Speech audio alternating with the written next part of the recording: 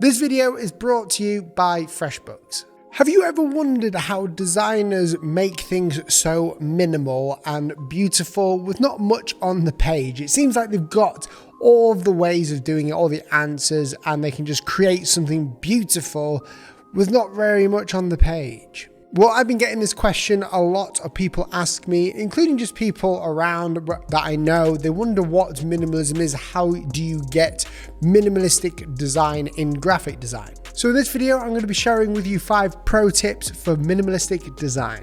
The first one is empty space. Now this one's a simple one. Everyone kind of knows that empty space is a huge part when it comes to minimalistic design. Empty space and using it correctly and justifiably is what's going to make your design look even better when it's minimalized. Now empty space is there so you can focus on one part of it. If you have a page which is cluttered, like a post that's cluttered with just things that you don't need in there, like graphics and like even more text and typography, then it's going to be hard for the viewer to really see what you're talking about in the poster. Whereas if you have a minimal poster, something that's got only one message or a message that needs to be perceived by the person viewing it, keeping that minimal and only focusing on that through the empty space is going to help you. Empty space doesn't need to be filled in all the time. Sometimes it's part of the composition, and that is every time when it comes to minimalism. Minimalism is taking the space that you've got and using it so that when you put a piece of content in the design, such as a word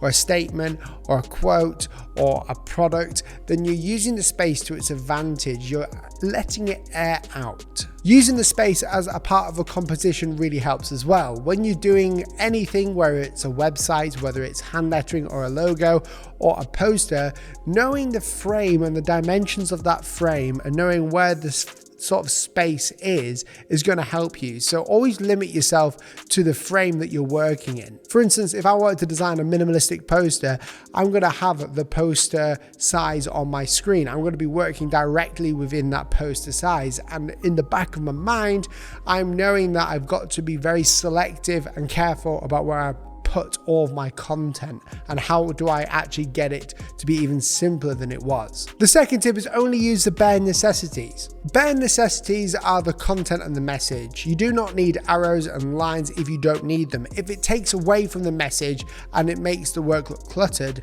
then you need to take it away. Simplification is hard to do but easy to understand. How do you implement simplification into design?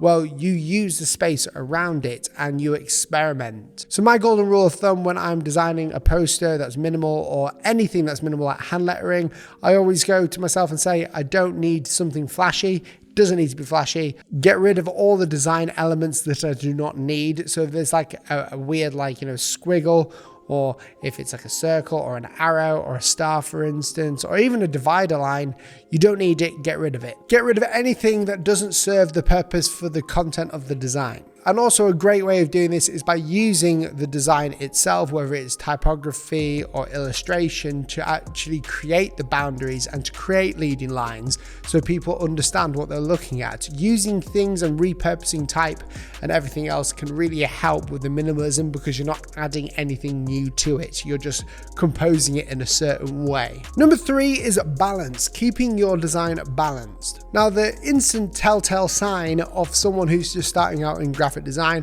is a few things, but one of them is balance, not having their work being balanced and looking good on the page that they're working on. Well, having the eye for design really just means knowing whether it's balanced and knowing whether what you've done actually is theorized in graphic design as good. So having that eye where you know where things are balanced well and good takes time and practice and also perseverance in design. It sort of comes naturally to you as you work from your mistakes. You start to see work that works well and you start to understand why. So if you're just new to graphic design and you don't know what you're doing and you don't know how to keep your work balanced, here's a couple of tips that will help you balance out your work. If you're working in a typographic design poster, keep your lines and your letters and your words justified to the left. You don't need it to be down the middle. You don't need it to be center justified.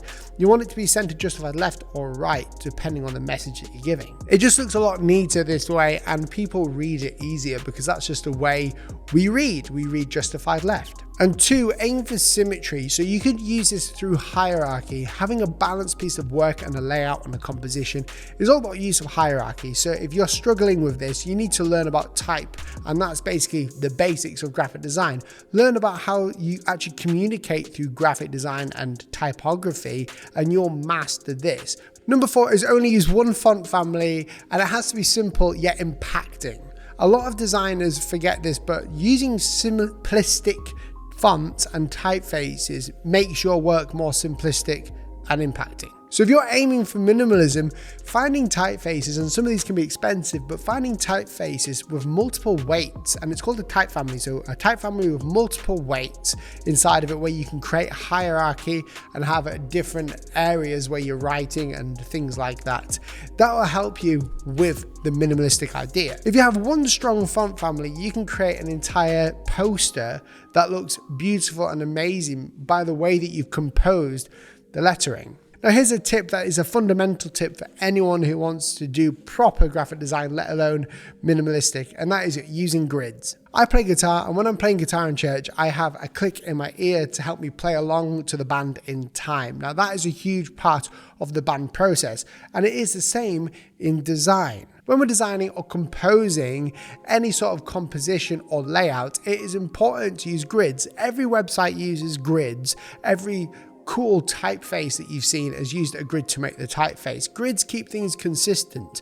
Now, the way that you can use grids in minimalistic design is by keeping things in a constant way and having things perfectly match up, and that is so easy to do. As you can see with this poster that I'm showing you, this poster actually is all done through guides, and it helped me keep everything in line and in time with the design. Guides are probably the one thing that I would suggest that you learn very quickly when it comes to being a graphic designer, because it will make your work a lot easier and it'll make your work look a lot better. If you'd like to learn more about guides, I'm going to make a video about it, but there's a cool book down below that I would suggest you get and read. It's not a long one, but it is a cool book, and it will change your graphic design career forever. So using guides to keep your work consistent throughout your page or your composition, so you can line up different attributes, helps you with not only balance, not only keeping with the same typeface, but it helps you with the overall minimalistic Scandinavian design process. All right, and the last one for today is keep the design content driven. Now, if you started in graphic design and you're told to make, a band poster for someone, you might start adding, pictures of guitars, some musical notes in there, some like grunge looking graphical assets. But if you wanted to make it minimal, you get rid of all of those, because even though they tie in with a musical band and they're sort of there in the back of your mind as like an inspiration, they do not do anything for the content of the poster. So a great way to ensure minimalism in a poster design for such as a band gig is to keep it content driven. Everything has to be content driven. Every word, every sort of placement of type, keep it content driven. This will help simplify the poster for you as well. As I say, you can get too simple sometimes, but it's okay because it's easy to add things. Get to know how to simplify things by keeping everything focused on the content itself, and you'll have even a high engagement rate with that poster because people will see it and be less distracted about it.